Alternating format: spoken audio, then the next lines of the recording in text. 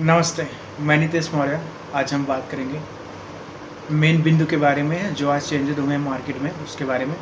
तो सबसे पहली बात है कि रुपए का रुपया फिर से गिर गया है डॉलर के मुकाबले। 98 था, अब वो 94 रुपये हो गया है, यानी कि 98 से 94 हो गया है। और जोमेटो ने अपनी फ़ीस बढ़ा दी है। अब जोमेटो को उससे जो है पर डे जो है 48 लाख रुपये एक्स्ट्रा कमाई होगी। और कल चांदी का रेट जो है 29,000 रुपये से गिरकर लगभग 9,000 रुपये सस्ता हुआ है चांदी। और पेट्रोल पर युद्ध के कारण पेट्रोल भी थोड़ा महंगा हुआ है। पेट्रोल लगभग के 3 रुपीज़ पर लीटर के हिसाब से बढ़ा है। जैसे कि सरकार ने कहा है एलपीजी के बारे में कि इस अफवाह पे विश्वास ना करें, अपने सिलेंडर की डोर स्टेप डिलीवरी का इंतज़ार करें। एलपीजी आपको टाइम टू टाइम मिलती रहेगी। लेकिन हम कैसे मान लें टाइम टू टाइम मिलती रहेगी? जैसे कि देखा गया आज जो है डीजल का पेट्रोल लगभग 22 रुपये बढ़ गया पर लीटर। मतलब पहले 87 था, अब 105 रुपये पर लीटर डीजल का रेट हो गया। और पेट्रोल जो है जब डीजल का रेट बढ़ गया, डीजल का रेट बढ़ने के कारण पेट्रोल भी लगभग 2.5 रुपये महंगा हुआ है। लेकिन पेट्रोल भाई इस पर नहीं रुकने वाला, पेट्रोल और भी महंगा होगा। लगभग पेट्रोल का भी रेट मुझे लग रहा है, मेरे अनुमान के हिसाब से लगभग 20-30 रुपये पेट्रोल भी महंगा होगा। अपने देश की सही चीज़ों का निर्णय सही ढंग से नहीं ले पा रहे, तो अब कैसे देश को तरक्की करेंगे? यदि हम दूसरों के हाथों में अपने देश की डोर को थमा देंगे तो हम कैसे तरक्की कर पाएंगे आगे? तो मेरा मानना है कि देश की डोर को जो भी हमारे देश के मुख्य सरकार है, मतलब हमारी बीजेपी सरकार जो इस प्रेजेंट टाइम में है, उसको खुद ही अपने डिसीजन लेने होंगे, खुद ही अपने जनता की बात को समझना होगा, अपने जनता की परेशानियों को समझ के डिसीजन लेना होगा, ताकि हमारा देश प्रोग्रेस कर सके, आगे चल के ग्रोथ की राह पे नई दिशा, नई फ्यूचर को तलाश सके।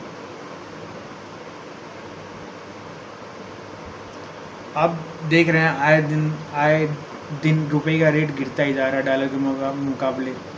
कभी 82 रुपये हुआ करता था, 84 हुआ, 86 हुआ, 87 हुआ, अचानक से 92 हो गया, आज 94 रुपये हो गया। भाई क्या चल रहा है, क्या चल रहा है? हम लोग कमज़ोर हो रही है हमारी मुद्रा,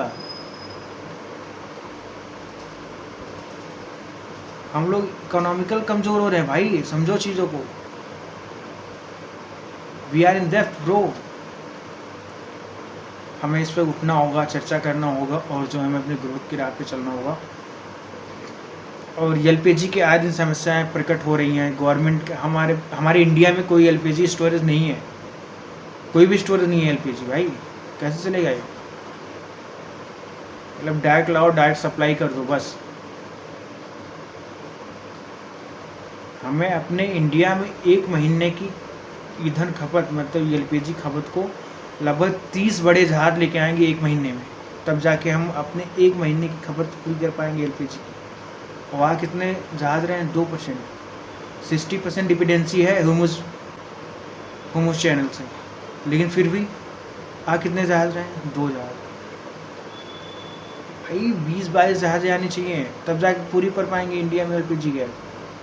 आने वाला फ्यूचर बहुत ही दिक्कत है भाई। अमेरिका, इजराइल और ईरान तो पूरे दुनिया को बर्बाद कर देंगे। सोचने वाली बात है, लोग पुराने चीज़ों पे फिर से वापस होंगे। चूल्हे पे खाना बनाना पड़ेगा भाई।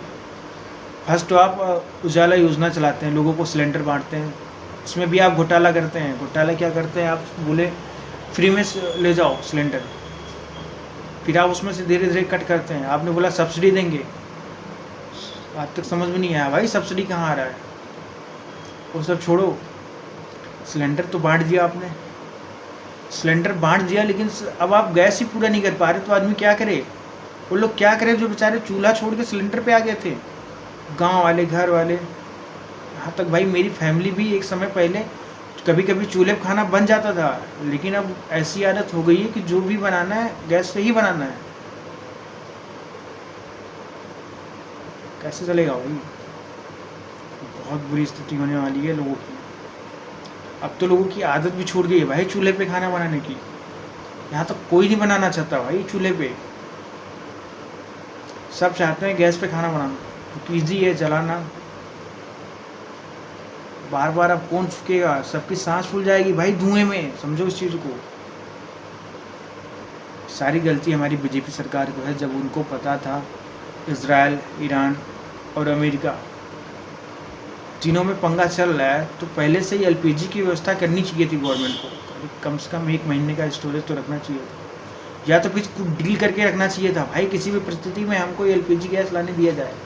लेकिन हमारी गवर्नमेंट ने कुछ नहीं किया, कुछ भी नहीं किया भाई। बहुत बुरी स्थिति होने वाली है इंडिया की, बहुत ज़्यादा।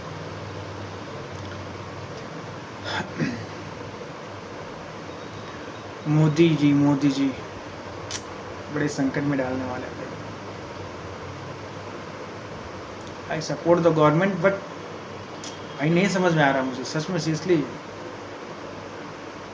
अब ब्लैक में सिलेंडर खरीदना पड़ रहा है लोगों को, 3-3 हज़ार की ब्लैक में सिलेंडर मिल रही हैं 14-14 kg के, जो कभी 1050 में मिला करता था ब्लैक में, 1050 में। अब वही सिलेंडर हम लोग 2500 में खरीद रहे हैं भाई, कब तक चलेगा ये? जो हम लोग मर और के पैसे कमा के अपने एम्प्लॉय को दे ले जा रहे थे, अब वही सिलेंडर हम लोग 2500 में खरीद के ला रहे हैं। कहाँ से पैसा बचा है भाई, कहाँ से देंगे? बहुत दिक्कत है भाई, बहुत टेंशन हो रही है। दूसरी चीज़ है कि अपने देश में एलपीजी का प्रोडक्शन ही नहीं है, फुल डिपेंडेंसी है अदर कंट्री से, ईरान से, इराक से, यहाँ तक सऊदी अरबिया से हमारा आता था। कितनी प्रोडक्शन बढ़ा लेंगे भाई ये रिलायंस वाले, कितनी बढ़ा लेंगे? पूरा कर पाएंगे भैया? बहुत ही मुश्किल है ब्रो।